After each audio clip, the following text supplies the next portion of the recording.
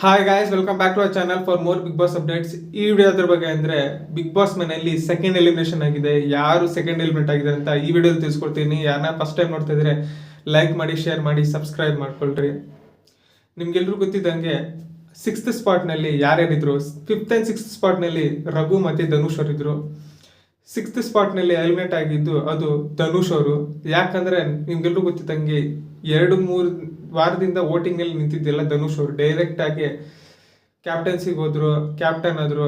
ಅದಾದಮೇಲೆ 2 ವಾರ ಇಮ್ಯುನಿಟಿ ಸಿಕ್ಕಿತ್ತು, ಅದರಿಂದ ವೋಟಿಂಗ್ ರೆಡ್ಯೂಸ್ ಆಗಿದೆ. ಆದ್ರಿಂದ ಸಿಕ್ಸ್ತ್ ಪ್ಲೇಸ್ನಲ್ಲಿ ಧನುಷ್ ಅವರು ಎಲಿಮಿನೇಟ್ ಆಗಿದ್ದಾರೆ.